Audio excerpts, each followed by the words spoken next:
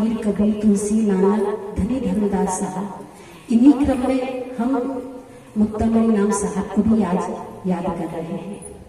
ये महापुरुष संसार में हम सबके कल्याण के लिए आते हैं, हम सबके उद्धार के लिए आते हैं, हम सबको इस संसार सागर से पार करने के लिए आते हैं। इसीलिए हम उन महापुरुषों का प्राकट्य दिवस मनाते हैं। सज्जनों, इस भारत वर्ष में दो गंगा है, एक गंगा नहीं है। इस भारत देश में दो गंगा का उद्गार हुआ है। पहली गंगा जो गंगोत्री से निकली हुई है, जो हिमालय से होते हुए हरिद्वार, इलाहाबाद और बहुत जगह से गुजरी हुई है, जिसमें कभी कभी आप लोग जाके स्नान भी करते हैं। कभी कभी कोई गया होगा संगम, इलाहाबाद, हरिद्वार। और एक गंगा जो चलता फिरता तीर्थ राज है, प्रयागराज है, जिसको सत्संग रूपी गंगा कहते हैं। ये भी गंगा ही है, और उस गंगा से ज्यादा इस गंगा का महत्व है। रामचरितमानस में संत समाज को चलता फिरता तीर्थराज कहा गया है। और सदगुरु कबीर साहब ने भी बीजक में संत संगति और सत्संग को चलता फिरता तीर्थराज कहा है। कबीर साहब ने कहा है कि संगत कीजिए साधु की, हरे और की प्यार, पूछी संगत पूर की, आठों पहर पार। संगति से सुख उपजे, उस संगति से दुख होय, कहे कबीर तहाँ चाहिए जहां अपनी संगति हो। एक संगति आदमी को तार देती है और एक संगति आदमी को डुबा देती है।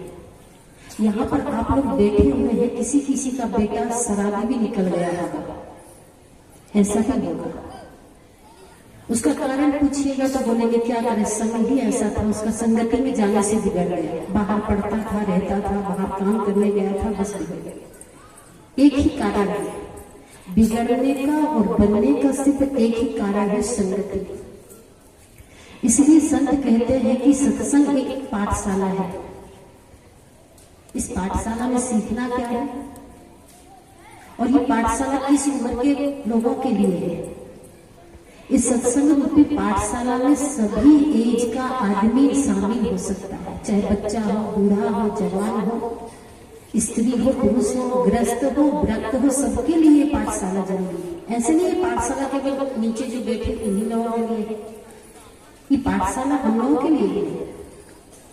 सत्संग रूपी पाठशाला में हमको क्या सीखने को मिलता है?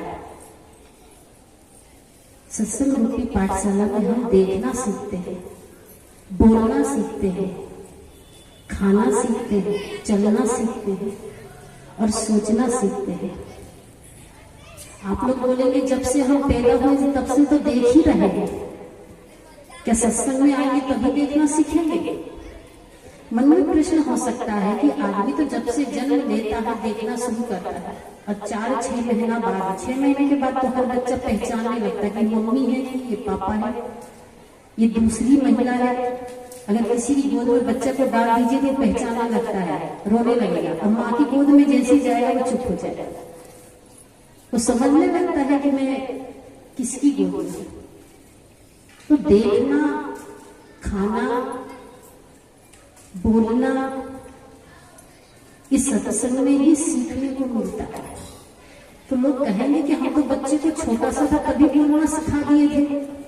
बोलो बेटा पापा, मम्मी, चाचा, दादा, दादी, ये उस बोलने की बात नहीं कर रहे हैं। कबीर साहब का मुख्य ग्रंथ बीजक है, और बीजक में कबीर साहब ने बोलने की कला हम सबको सिखाया है, कैसे बोलना चाहिए। क्या कहे कबीर साहब? बोलना कासो बोलिए रे भाई, बोलत ही सब तत्व नसाई, बोलत बोलत बारू बिकारा, सो बोलिए जो पड़े विचारा। मिलही संत बचन होई कहिए, मिलही असंत मौन होई रहिए, पंडित सो बोलिए हितकारी, मूर्ख सो रहिए झकमारी। प्रथम गेट के प्रवेश में दीवार में अक्षर लिखा हुआ है, यहाँ के समिति के लोग लिखे हैं, लिखवाए हैं राइटर से बहुत बढ़िया से, कि हम गृहस्थ आश्रम में रहते चाहे विरक्त आश्रम में रहते, किसी न किसी आश्रम में तो रहते थे। तो उस आश्रम में सबसे बड़ी चीज कौन सी है? बोलने की कला। आज आप एक सब्जेक्ट पढ़ के जाइएगा इस पाठशाला में, बोलने की कला। आज से हम बोलना सीखेंगे। लोग बोलेंगे हम तो 60 साल हो गए बोलते बोलते। नहीं, वो बोलने की बात नहीं कर रहे हैं। बोलना कैसे है कि कबीर साहब के अनुसार बोलना सीखेंगे हम। अभी हम परिवार वालों के अनुसार बोलना सीखते थे। मम्मी ने जैसे सिखा दिया, पापा ने जैसे सिखा दिया, चाचा ने, दादा ने, दादी ने। अब हम कबीर साहब के अनुसार बोलेंगे। कबीर साहब बीजक में क्या कहे? बोलना का सो बोलिए रे भाई, बोलत ही सब तत्व नसाई, बोलत बोलत बाड़ी विकारा सो बोलिए जो पड़े विचारा, नहीं संत बचन तुम कहिए, नहीं सब असंत मोल मोल, पंडित सो बोलिए हितकारी, मूर्ख से रहिए झकमारी, कहीं कबीर अर्थ घट डोले, पूरा हुए विचार में बोले। आज सास बहू में झगड़ा होता है। आप लोगों के घर में तो नहीं होता होगा क्योंकि आप लोग सब सत्संग में हैं। होता है जो थोड़ा थोड़ा मुस्कुरा रहे हैं, थोड़ा थोड़ा होता है। पति पत्नी में झगड़ा होता है आपस में। पत्नी भी दो प्रकार की होती है। देखिए पति पत्नी में झगड़ा क्यों होता है? पत्नी भी दो प्रकार की होती है। पत्नी तो एक ही रहती है लेकिन प्रकार दो होता है। एक होती है धर्म पत्नी और एक होती है गर्म पत्नी। अब जहां धर्म पत्नी का झगड़ा का कोई सवाल नहीं, क्योंकि पत्नी के साथ धर्म पत्नी। और जहां पर गर्म पत्नी है, किसी किसी घर में पत्नी बहुत तेज तर्रार होती है, पूरा राष्ट्रपति शासन लागू करती है घर में, उसी के अनुसार घर चलेगा। वो कहे कि सत्संग में जाओ तो जाओ, बिना परमिशन के चले गए तो 2 दिन का खाना बंद है। एक घर में पत्नी बड़ी तेज तर्रार थी। संयोग से मेरा जाना हुआ। पतिदेव ने कहा कि साध्वी जी आइए, चरण धो लीजिए। भैया से भाई जी जो था पति था, चरण धोया। तो पत्नी को भी कहा आप भी चरण धो लीजिए। कहा आप ही धो को पीते रहिए, आपके गुरु बाबा, हम लोग के यहाँ ये सब साहेब वगैरह नहीं चलते, हम लोग ये सब नहीं मानते। धर्म पत्नी का मतलब होता है पति जिस धर्म के मार्ग पर चले, पत्नी उसका कंधे से कंधे मिलाकर उसका साथ दे। पत्नी अगर संत की सेवा में लगा तो पति अगर संत की सेवा में लगा तो पत्नी भी संत की सेवा में। खींचने वाली ना, पति दान कर रहा है 500 रुपया तो पत्नी कहती नहीं 500 100 रुपया मिला दीजिए। साल में एक बार तो ये प्रकाश दिवस मनाते हैं, बार बार तो नहीं होता। 500 का तो आजकल बच्चों का कपड़ा नहीं आता। छोटे से बच्चे का कपड़ा लीजिए, 4 साल का बच्चे का कपड़ा 500 में नहीं मिलेगा। और अगर हम 500 रुपये भंडारा में खर्च कर दे तो, लेकिन पत्नी क्या कहते हैं, महंगाई का जमाना है, 500 रुपया दान दीजिएगा सबको तो हो गया काम। चिल्लर दीजिए, मैं 500 की नोट दीजिए, मैं चिल्लर करा के दे देती हूँ, 300 रुपया दे देती, 200 रुपया रख लेती। ऐसी भी पत्नियां होती है।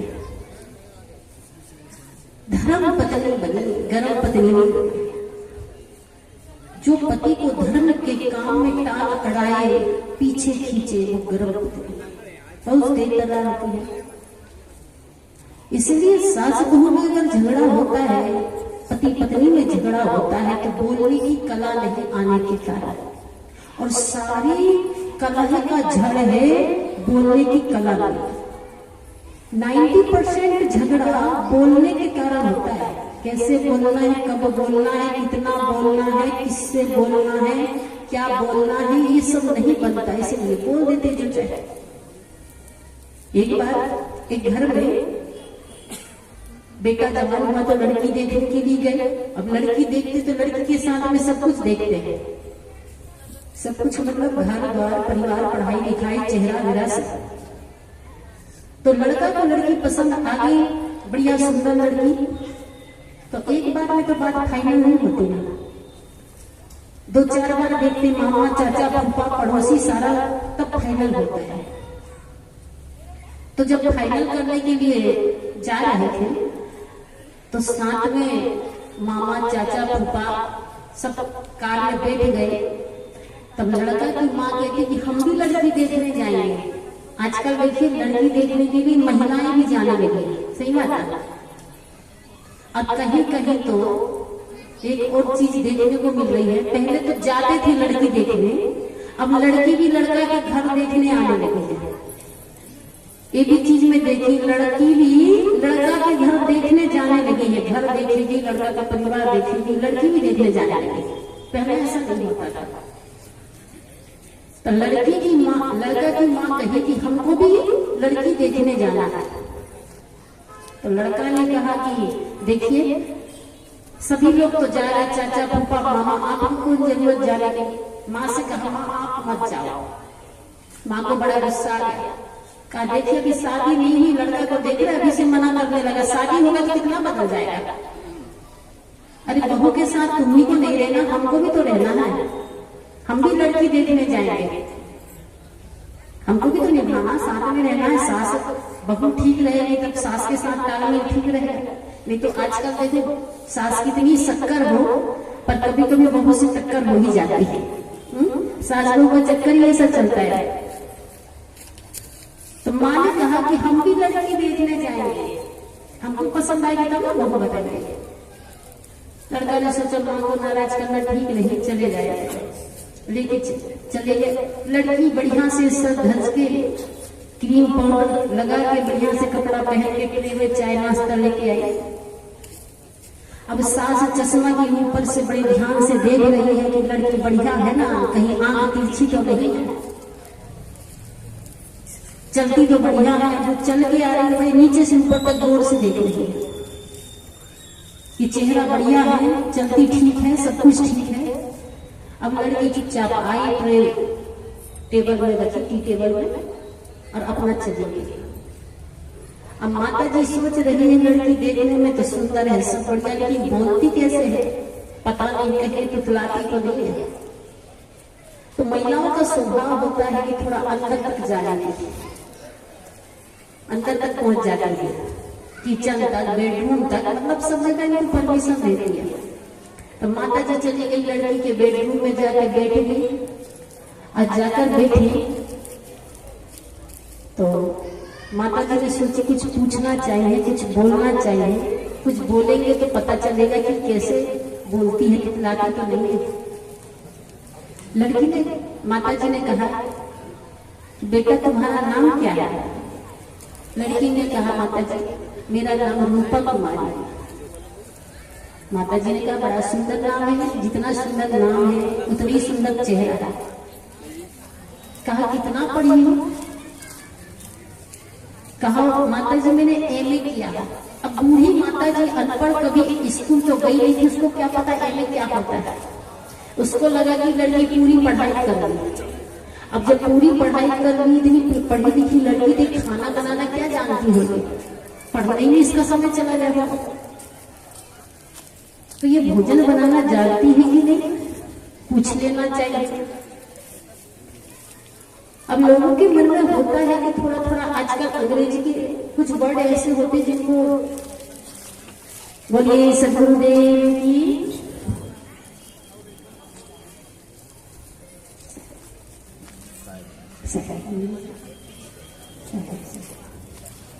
बोलिए सदगुरुदेव की।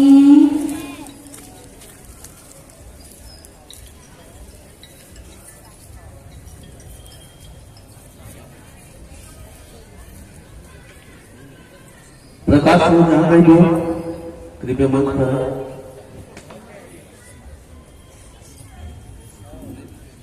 डॉक्टर दीपी साहब कहीं भी हो, मुझे आवाज आ रही है, कृपया मंच पर आए।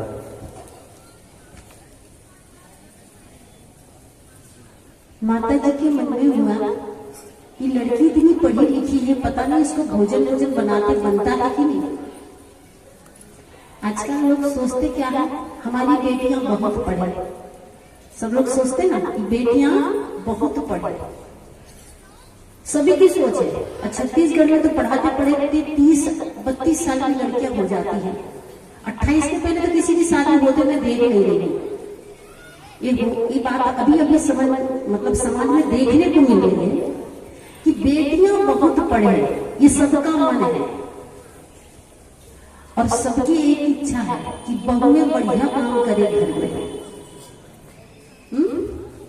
अब जब बेटियां बहुत पढ़ाई करेगी तो वो बढ़िया काम करना सीखेगी। बहू से क्या अपेक्षा रखते हो? बढ़िया से 3 बार खाना बनाए, चाय नाश्ता करे, झाड़ू पोछा बर्तन सब काम करे। अब बेटियों से क्या अपेक्षा रखते हो? खूब पढ़े। समस्या कहाँ शुरू हो जाती है? जब बेटियां भी बेटा के बराबर पढ़ लेती ना तो वो कहती मैं भी ड्यूटी में जा रही हूँ, मैं चाय बना के नहीं पीऊंगी। एक टाइम का चाय आप बनाइए, एक टाइम का सही बोलती, इसमें कोई गलत बात नहीं है। फिर उसी समय झगड़ा शुरू हो जाता है कि तुम चाय बना के हम तुमको चाय देते।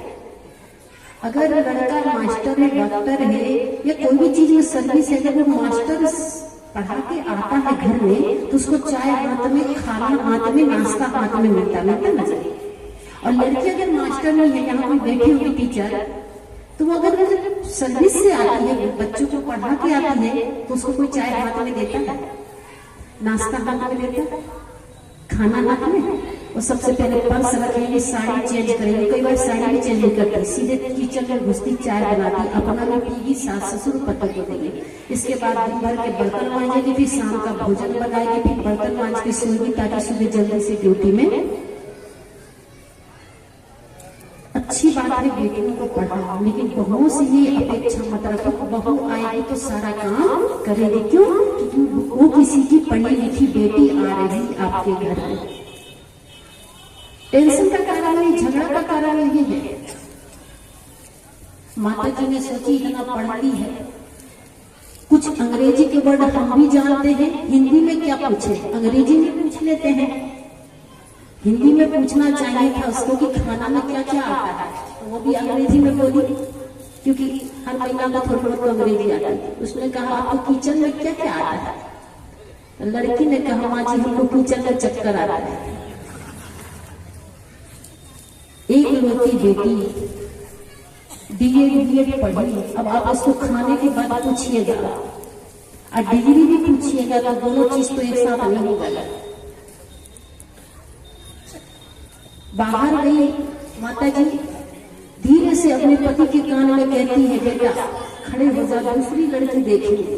ये लड़की नहीं अच्छी, कहा आज सुंदर तो है, बढ़िया दिखती, अच्छी है, कहा सब तो ठीक है लेकिन किंतु परंतु तुम्हें क्या बात है? कहना है पसंद नहीं है क्योंकि किचन में इसको ज्यादा कुछ आता वाता नहीं है, हमको खाना तो बनाना है। तो बोले अच्छा ठीक है, लेकिन एक बार मैं जाकर बात कर लेता हूँ लड़की से, क्योंकि आजकल देखिए लड़का लड़की भी बात करने लगी, अच्छी बात है। एक दूसरे की पसंद, तुमको कौन सी फिल्म पसंद, तुमको कौन सा कलर पसंद, तुमको कहाँ घूमना पसंद, तुमको कौन सी डिश पसंद, यही सब चल रहा है। तो लड़का लड़की की बात हुई तो लड़का को लगा लड़की बढ़िया है, पढ़ी लिखी, सब चीज में अच्छी सुंदर भी है। बाहर निकल के कहा माँ जी हमको तो लड़की पसंद है, शादी करेंगे तो इसी लड़के से। अब शादी हो गई, लड़की घर में आ गई, और जब लड़की घर में आई तो आजकल एक जमाना चला है, कौन सा जमाना समझे कुछ थोड़ा सा? ये देखो इसका जमाना मोबाइल का। अनपढ़ से अनपढ़ आदमी के पास भी टच स्क्रीन मोबाइल मिल जाएगा, कुछ नहीं बनेगा तो ऊपर नीचे करके तो बनेगा, फेसबुक व्हाट्सएप चलाते। तो बहुत महिलाओं का स्वभाव होता है, बात भी करते जाएगा, कान में मोबाइल चिपका हुआ है, रोटी भी बेलते जा रहे, सब्जी भी चलाते जा रहे, किचन में कभी मोबाइल लेके मत जाइए। जरूरी बात है बाहर का जी, किचन में कभी मोबाइल लेके मत जाइए। भोजन बनाइए ध्यान से, एकाग्रता से, पवित्रता से, भाव से। अब मोबाइल में किसी से टेंशन बाजी हुए, गुस्सा में चम्मच चला रहे हैं, कढ़ाई चम्मच को तो लगते हैं बिल्कुल परेशान कर रहे, जोर जोर से चलाइए गुस्सा में। तो भोजन बनाइए कोई भाव से, मोबाइल का प्रयोग भोजन बनाते समय मत कीजिए। कभी किचन में मोबाइल नहीं जाना चाहिए, सावधान महिला, भाव से बनाइए। भाव से बनाया गया भोजन प्रसाद बन जाता है, प्रभु का भोग बन जाता है। अब किचन में देगी बेटी मोबाइल, रूपा कुमारी बहू जो थी, अब माँ का फोन आ गया, क्या हाल चाल है, अब हालचाल बस इतने में सीमित नहीं रहता, महिलाओं का क्या साग है, फिर साग से शुरू हुआ तो सारा, तो बात करते करते भोजन बनाते बनाते चावल ली कुकर में डाली, 2 सीटी लगाई, भोजन बन के बढ़िया से साफ अमनिया करके सब्जी दाल चावल नहीं बनाए। बहुत महिलाएं टीवी खोल के बैठ जाएगी, उसके सामने भिंडी काटेगी। अब भिंडी के अंदर कीड़ा रहता, उसके साथ वो भी 2-4 टुकड़े तो टूट जाता है। कभी टीवी के सामने बैठ के भिंडी मत काटिए, सब्जी मत काटिए, टीवी बंद कर दीजिए, सब्जी को 3 बार धोइए, बढ़िया से बनाए। अब सब्जी बनी, भोजन बना, अब चावल तो अमनिया किए, सीधे बोरा में से निकाले, कुकर में डाले, सीटी लगा दी। जैसे ही सास खाने के लिए बैठी तो छोटा सा कंकड़ चावल में भेज जाता है, घर का चावल में छोटा सा कंकड़ था। जैसे कंकड़ दांत में गया, कट से गया। अब बूढ़ी माता जोर से चिल्लाई, कहाँ गई रूपा तुम्हारी? ताजी माँ जी का भगवान ने 2 आंख दी है, चावल देख के नहीं बना सकती। चावल में पत्थर था, कंकड़ था, दांत टूट गया, बुढ़िया के दांत पहले से टूटा था, लेकिन अब गुस्सा में कहा अंधी है, 2 आंख दिया भगवान ने, देख के चावल नहीं बना सकती। अब देखिए बोलने की कला, कबीर साहब जो बोले ना, बोलना कासू बोलिए रे भाई,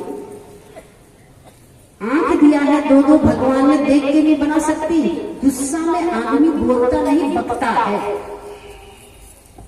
गुस्सा से जैसे बोली उन्होंने, तो उसका एक्शन का रिएक्शन बहू ने भी। आजकल देखिए कलयुग का जमाना चल रहा है, वो जमाना गया कि जब बहू को आप 4 चाटे नहीं देने लगे तो बहू नीचे सिर कर लेती थी। साहेब बन लगी 2 मिनट के लिए क्षमा चाहूंगा। साहेब जी हमारे बीच में मुख्य अतिथि के रूप में पूर्व जिला सहकारी बैंक के अध्यक्ष